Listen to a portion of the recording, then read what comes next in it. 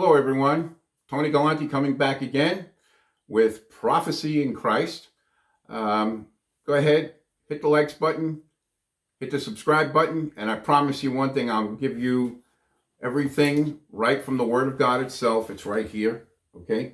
I don't fool around, and I tell you from the Word of God straight on. Today I want to talk to you about, and you're probably all going to agree with me on this one, the increase in knowledge in this world as time's gone on and on and on and on and on. Okay, during the time of the New Testament, the Old Testament, New Testament, people wrote copies and they rewrote copies and they made sure everything, and then they had it,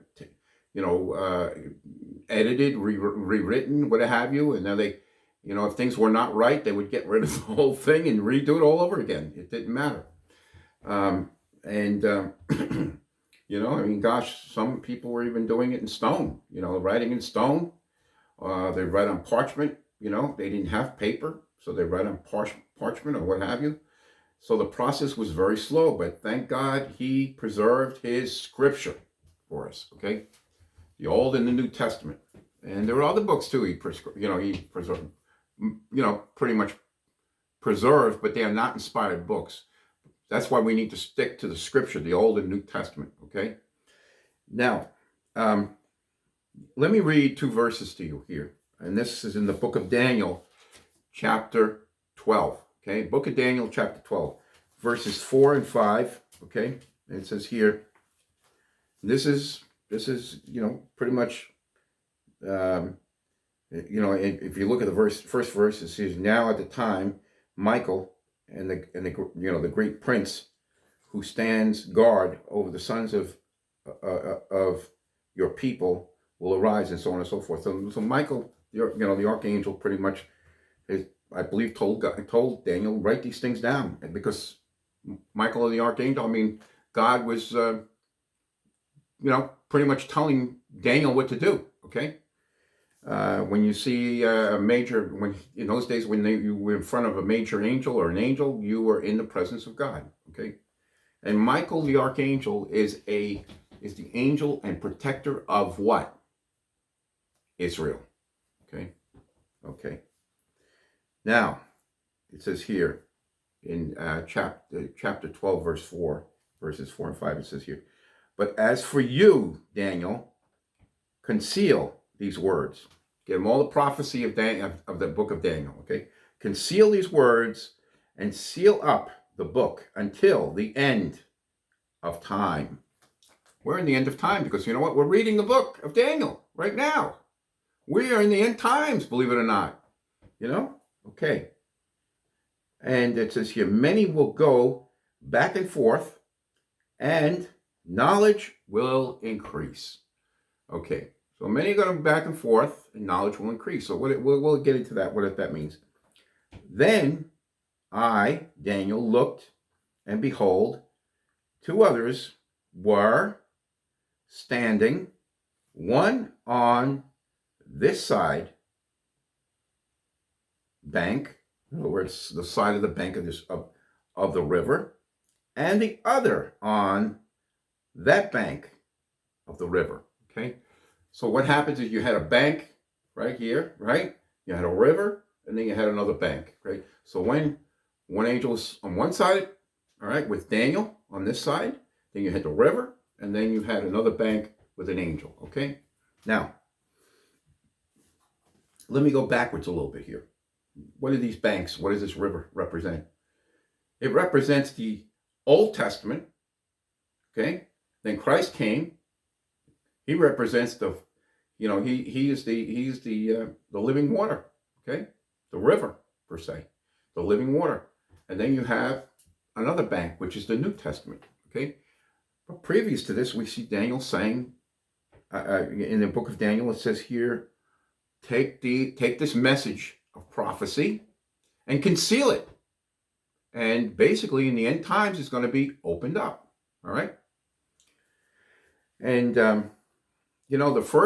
the first Bible ever printed was in 1455. That was the complete Bible. It's called the Gutenberg Bible. And I got a funny story to tell you. I got a little confession to make here, okay? I and my wife, my wife took me to Washington, D.C. one time around February, which is around the time of my birthday.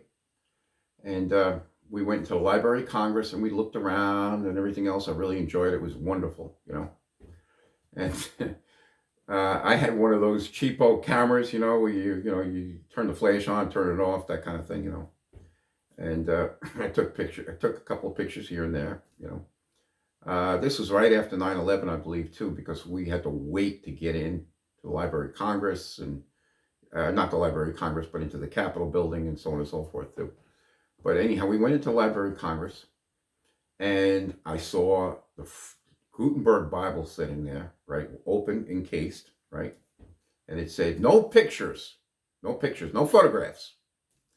And I said, gosh, I wish I could have a photograph of this Bible. Really, I mean, I have the photograph now. It's wonderful. It was printed wonderfully. It was gorgeous, to look at, kind of thing. And I went up to the librarian and I said to her, look, if I promise you I will turn the flash off on my camera, will you allow me to take a photograph of that Gutenberg Bible? And she says, if you promise me, yes. She says, you can take it. She was from another country, but she said, no flash.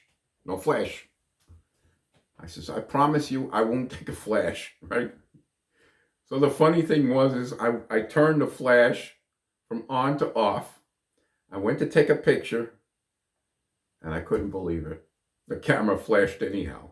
I couldn't believe it. And then I looked down, I'm like, oh my, this is terrible. What's going on? I mean, I thought the guards were going to come at me. They didn't bother me. They just let everything, it was funny. But I looked down and the flash was off. It was broke, the flash. That's what happens when you buy a cheap camera, a little cheapo, thing. Sometimes they work right, sometimes they don't. But I thought that was really funny.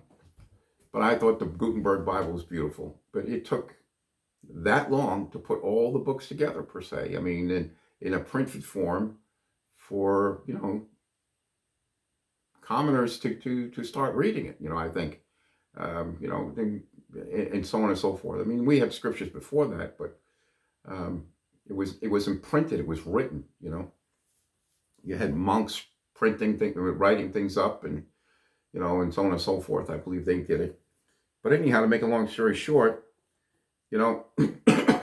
knowledge increased. Okay, you had more and more knowledge increasing. Okay, and this thing about to and fro, back and forth, the knowledge is increasing. And how does knowledge increase? It's increasing through travel. You can get on a plane today and almost go into any nation you want to go into. You want to go on the other side of the world? I'm here in America. You're the other side of the world. Go to the Philippines. You're exactly on the other side of the world. Okay? If it's 12 o'clock in the afternoon in America, wherever you are, it's 12 o'clock in the Philippines, midnight, per se. I think it's on the East Coast.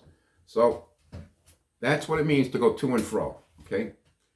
And if you're going to and fro, you could share knowledge very easily. I mean, business meetings are like this. You could share, scientists share knowledge like this too, and so on and so forth. So this is an indicator. Our knowledge and our traveling is an indicator. You have some people say, that Bible is just old-fashioned and so on and so forth, or the Bible, is old-fashioned. Look at how much knowledge, other knowledge we have. Yeah, you go into a bookstore, you got tons of books. You go into a library, so tons of books. Somebody was a philosophy professor in my family at one time, and even his wife said, and she was a teacher too. She says, half of these books are foolishness. They have nothing in them that hold anything to anything. It's ridiculous. So we got some books out there like that too. They're just plain foolishness. You got some books who really teach knowledge and teach it right. But I remember my dad telling me too that when you study a history book, according to that nation, they're going to have a different slant on really what happened in, let's say, the First World War, Second World War, or whatever it is. They're going to have a completely different slant. It's not going to be the true facts. But when it comes to the Word of God itself, that stands the time. It's always right. Okay? Old, New Testament. It's an inspired book by God. God has preserved it. The Holy Spirit has preserved this book. There have been nations who have tried to burn it out, and it doesn't work, okay? Because we still have it, and praise God for that, right? But knowledge increasing, okay?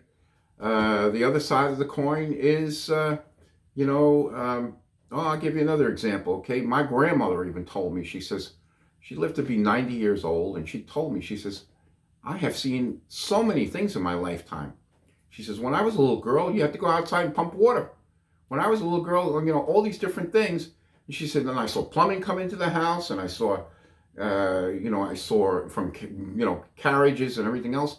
I saw cars, and then I saw planes, and then she says, gosh, we even made it to the moon, So she says a lot of things have changed in her last almost century of life. Different medicines occurred, and so on and so forth. And science has changed, but science is not always accurate. That's the key. You got to realize science is not always accurate. And even, like I said, we even have the internet. Now we're even getting into the internet and so on and so forth. I'm not against it at all. I am not, I love YouTube, that's for sure. But the thing is this too, there's a lot of inaccuracy going on, a lot of inaccuracy. That's why you got to stick to the Word of God. The Word of God is never inaccurate. Some people would say, well, it contradicts itself. It doesn't contradict itself. If you understand the Word of God, it will never contradict itself. And I'm telling you, when you know it, you're not mincing things together to make it look foolish either, okay? But this is part of the end times, okay? We're in the end times. Part of it is, they're saying knowledge is increasing. Let me see here. Knowledge is increasing. It's doubling every 5 years, per se, okay? But that doesn't mean it's accurate knowledge. That's the problem, It means you know something, knowledge, or knowledge means to know, and ledger means to write.